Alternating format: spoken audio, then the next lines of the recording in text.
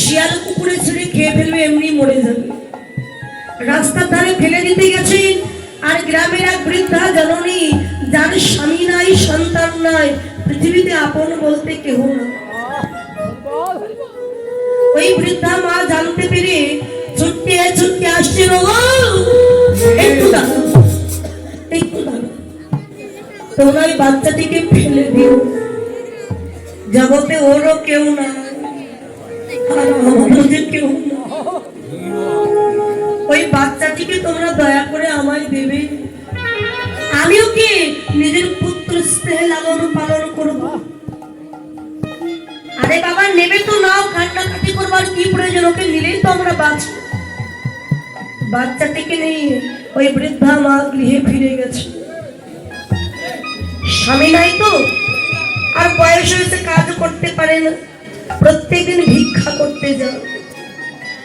চাল ডাল যা পান বিক্রি করে একটু করে দুগ্ধ কিনে নিয়ে আসে ছোট্ট প্রেমানন্দের জন্য। একদিন যায়, দুদিন যায়, 1 মাস, 2 মাস, 1 বছর, 2 বছর, 5 থেকে যখন 6 বছর বাচ্চাটির বয়স হলো, বাচ্চাদের খেলা হয় কি, হাতি, ঘোড়া, পুতুল, এগুলো নিয়ে খেলা করে। আর প্রেমানন্দের খেলা কি জানেন? মাটি দিয়ে সুন্দর করে কৃষ্ণ মূর্তি তৈরি করে বাগানের ফুল তুলে মালা গেঁথে গোবিন্দের গলায় দিয়ে বলে, দয়াময়, আমার যে দেওয়ার মতো কিছু না, তাই বাগানের ফুল আর এই নয়ন গঙ্গার জল দিলাম আমি তোমার সেবায়, তুমি নিজ গুণে গ্রহণ করো।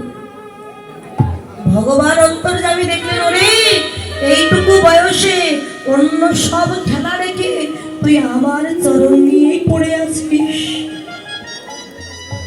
তুই যে আমার ভক্ত, ভক্ত হতে গেলে যে পরীক্ষা দিতে হবে। কেমন ভক্ত, তোকেও পরীক্ষা দিতে হবে।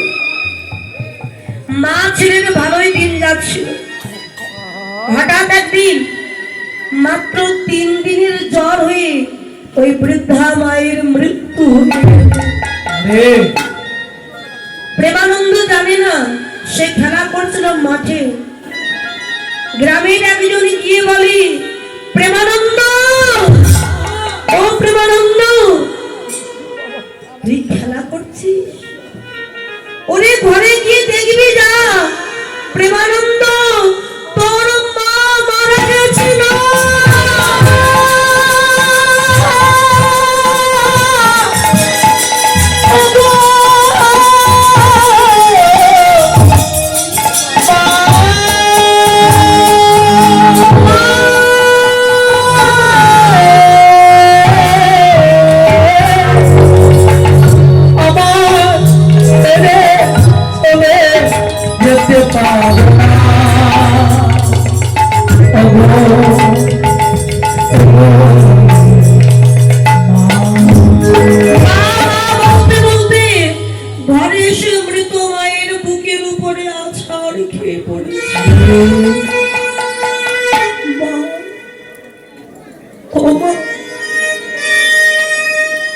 কথা বলবো একবার, প্রেমানন্দ বলে আমার ডাকো। কি কথা বলবে না, বলবে না কথা? তুমি ছাড়া যে এই পৃথিবীতে আমার আর কেউ নাই। একবার তাকাও, কথা বলো। কিন্তু যে একবার চলে যায় সে তো আর ফিরে আসে না। গ্রামের লোকজন বললেন, প্রেমানন্দ, যতই কাঁদিস তোর মার কোনদিন কথা বলবে না। গ্রামের লোকজন তার মাকে নিয়ে শ্মশানে গিয়ে সৎকার করে ঘরে ফিরে এসেছে। ছোট্ট ছেলেটি মায়ের দুঃখ বলতে না পেরে ধুলায় গড়াগড়ি দিয়ে শুধু কাঁদছে। ছেলেটি পড়ে আছে, কেউ দেখতেও যায় না। 10 দিন হয়ে গেল ওইভাবে অনাহারে পড়ে আছে। আমরা একদিন না খেয়ে থাকলে কেমন হবো? ছোট্ট বাচ্চা তো ক্ষুধার জ্বালার সইতে পারল না। গ্রামের দুয়ারে দুয়ারে গিয়ে কর পেটে দিয়ে বলছে, মা ও মা, গৃহে কেউ আছো? আমাকে কিছু খেতে দাও না, আমার যে বড় ক্ষুধা লেগেছে, দাও না আমায় কিছু খেতে। গ্রামের লোকজন বলে, তুই জন্মানোর আগে বাপকে খেয়েছিস, জন্ম নিয়ে মাকে খেয়েছিস, যে মা মানুষ করছিল তাকেও খেলি, এত মানুষকে খেয়েও তোর পেট ভরলো না, আবার আমাদের বাড়ি এসেছিস আমাদের খাওয়ার জন্য?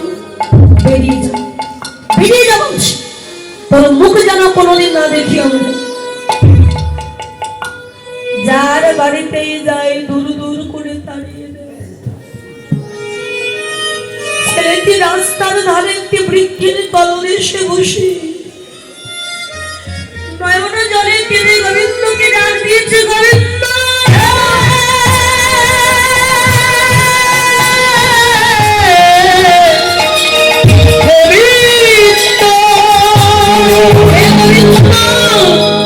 আমার ভাগ্যে দুঃখ ছাড়া কষ্ট ছাড়া তুমি কি কোনোদিন সুখ লেখনি কৃষ্ণ?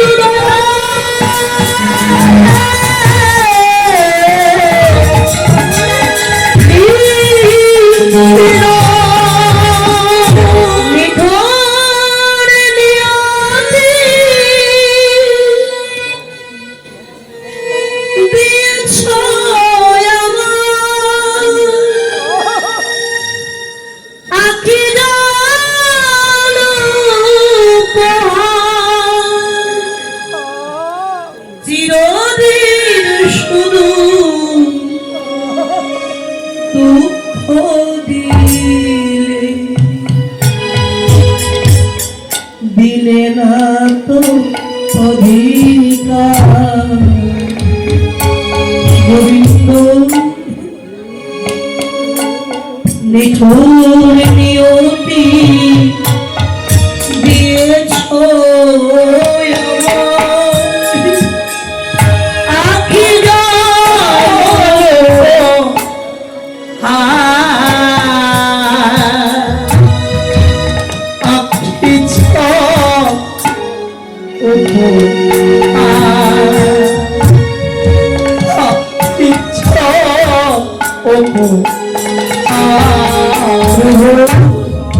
ব্যথা দিয়ে তুমি যদি সুখ পাও, যত ব্যথা তুমি আমায় দিয়ে যাও, ব্যথা দিয়ে তুমি যদি সুখ পাও, যত ব্যথা তুমি আমায় দিয়ে যাও, আমাকে কষ্ট দিয়ে দুঃখ দিয়ে তুমি যদি ভালো থাকো, তুমি যদি সুখ পাও, যত কষ্ট ব্যথা তুমি সব আমায় দাও। কোনদিন তোমার কাছে নালিশ করবো না, শুধু তুমি যেন ভালো থাকো। ব্যথা দিয়ে তুমি যদি সুখ পাও, যত ব্যথা তুমি আমায় দিয়ে যাও, ব্যথা দিয়ে তুমি যদি সুখ পাও, যত ব্যথা তুমি আমায় দিয়ে যাও, নিঠুর নিয়তি দিয়েছ আমার আখি জল আখি জল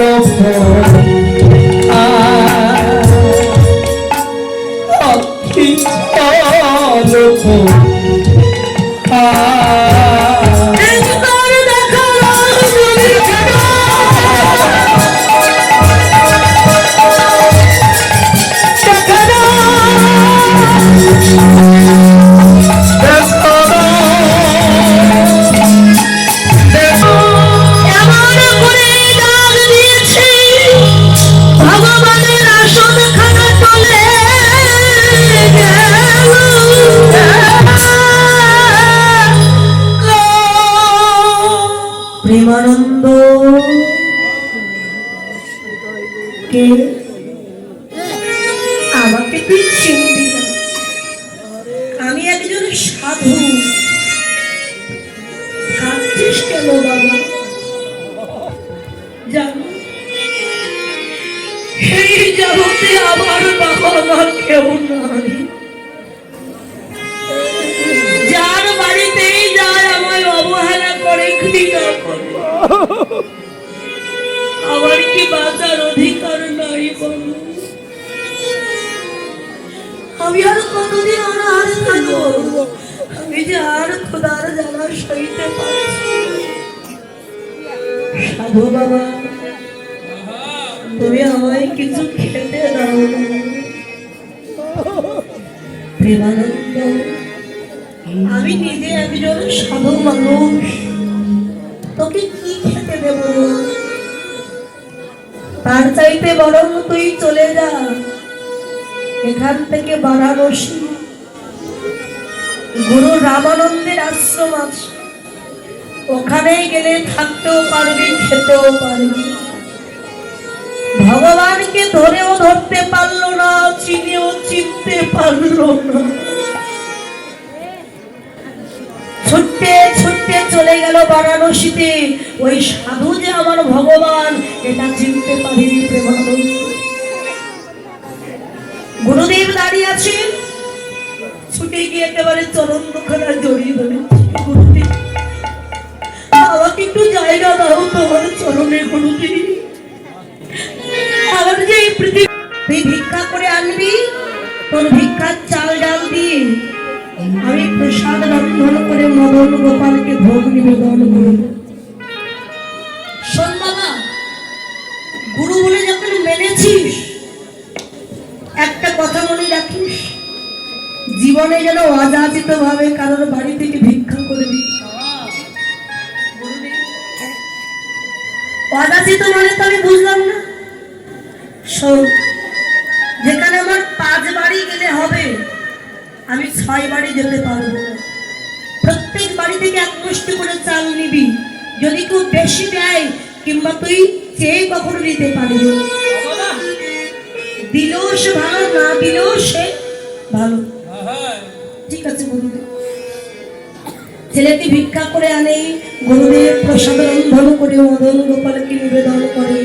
আর এই গুরুদেব ছিলেন যোগী পুরুষ, তিনি প্রসাদ নিবেদন করে ধ্যান যোগে দেখতে পেতেন স্বয়ং মদন গোপাল এসে আসনে বসে প্রসাদ সেবা করছে।